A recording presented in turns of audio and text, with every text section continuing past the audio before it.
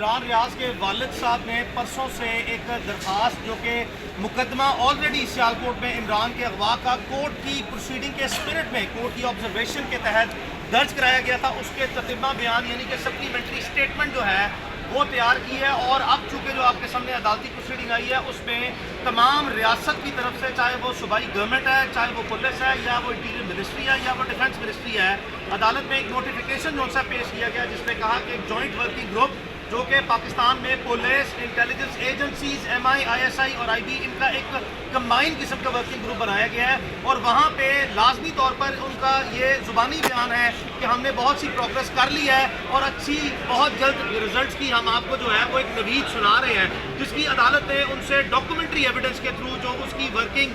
جو joint working group ہے اس کی پروگرس اور اس کی ڈیٹیلز جو ہے وہ ریکارڈ پہ رکھنے کے لیے جو ہے وہ آرڈر کیا ہے۔ اب جو آج عدالت میں ایک مزید پیش رفت ہوئی ہے جس میں کہ پولیس کو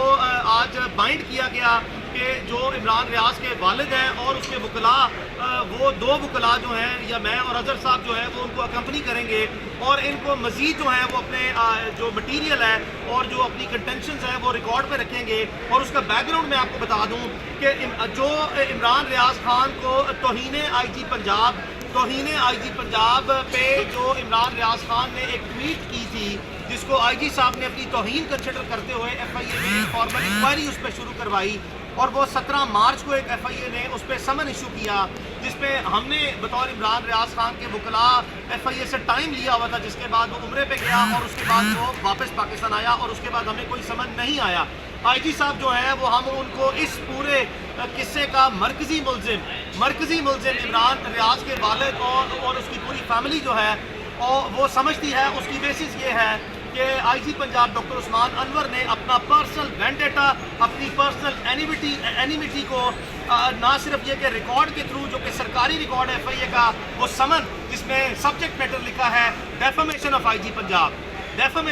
پنجاب، یعنی کہ یہ ایف آئی اے نے انڈیپینڈنٹلی جو انکوائری کر رہی ہے وہ ڈیفیمیشن آف آئی جی پنجاب پہ ہے، تو اس سے ان کا موٹیو اسٹیبلش ہے۔ انہوں نے 9 مئی کے واقعے کی آڑ میں جو ہے وہ ٹائمنگ کا انتظار کیا اور عمران کو جو ہے وہ مرکزی سہولت کاری کے تحت مرکزی کردار ادا کرتے ہوئے غیر قانونی طور پر، جبکہ اس پہ نہ ہی کوئی ایم پی او کا آرڈر تھا، نہ ہی کوئی ڈیٹینشن آرڈر، نہ ہی کوئی پرچہ تھا، ایئرپورٹ پہ ان کو اپنی کسٹڈی میں لیا اور حبس بجا میں رکھا اور اسٹیبلش ہوا، اور 9 گھنٹے بعد ایک ذیلی فرضی من گھڑت جو ہے وہ سٹوری کریٹ کر کے ڈی سی او کو پروونشل گورنمنٹ کے تھرو انفلوئنس کر کے، اپنا انفلوئنس استعمال کر کے متعلقہ پولیس کے ساتھ جعلی سفارشات مرتب کر کے اس کو اپنی طرف سے لیگل فریم ورک میں لانے کی ناکام کوشش کی، اور بعد ازاں جو سا ہے وہ جو کہ ثبوت ہمارے پاس ہے، لیکن اس آئی جی کی موجودگی میں، ڈاکٹر عثمان انور کی موجودگی میں یہ ممکن نہیں ہے جب یہ عمران ریاض کے مقدمے کا مرکزی ملزم جو ہے وہ بن گیا ہے۔ اس کی زیر نگرانی، اس کے زیر اثر آئی جی پنجاب کے سب آرڈینیٹ جو ہیں